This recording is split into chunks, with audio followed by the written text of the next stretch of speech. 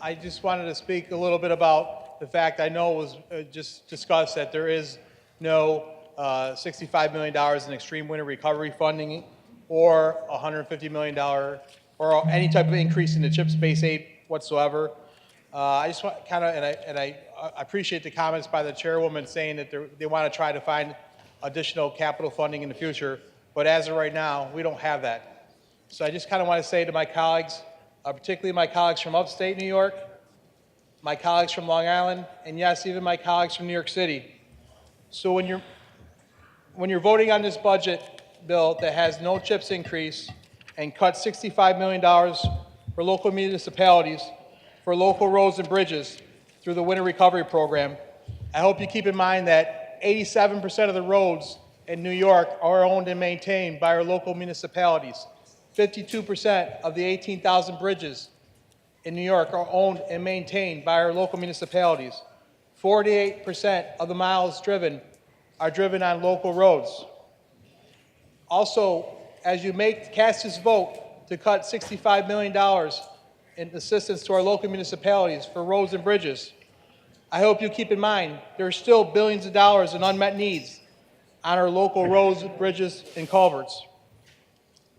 As you cast this vote to cut $65 million in local funding for local infrastructure, I hope you keep in mind that this morning,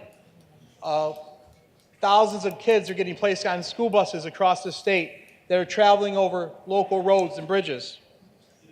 That first responders are responding to an emergency in your local communities, going over local roads and bridges. That when you cast this vote now to cut $65 million for our local infrastructure, for the Winter Recovery Program, that you're placing more of a burden on the local property taxpayer. When you cast this vote to cut $65 million for local infrastructure today, I hope you keep in mind that you voted to spend $100 million annually for a taxpayer-funded campaign system. When you cast this vote to cut $65 million for local roads and bridges for our local municipalities, you're casting a vote to also spend $2.4 billion on the SAM program. When you cast this vote to cut $65 million from our local roads and bridges, you have already cast a vote to give $420 million tax credit to Hollywood for the film tax credit.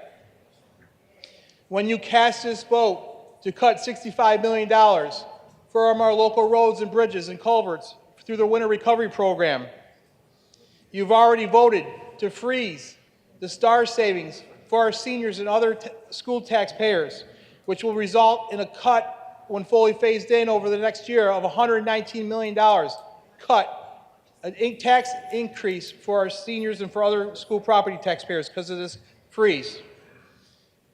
When you make this vote to cut $65 million in local funding for our roads, bridges, and culverts, I hope you keep in mind that you're voting to spend billions of dollars on the MTA downstate. When you make this vote to cut $65 million from our local roads and bridges, I hope you keep in mind that you have already passed an unfunded mandate onto our local counties with agreeing to the changes to the AIM program that takes that money from our counties rather than putting the direct support back. You've already done that. And when you make this vote to cut $65 million from the local infrastructure for our Winter Recovery Program, I hope you realize that, my colleagues, you own this cut. You can't blame it on the governor. You are voting for it. You have to explain it. You have to justify. It's your cut. I can't tell you how very disappointed I am in this budget, especially when it comes to our local roads and bridges. It's very disappointing. It's very, very wrong, and you know it's wrong. For those reasons and many other, I'm going to be voting no on this bill, and I urge my colleagues to do the same. Thank you, Mr. Speaker.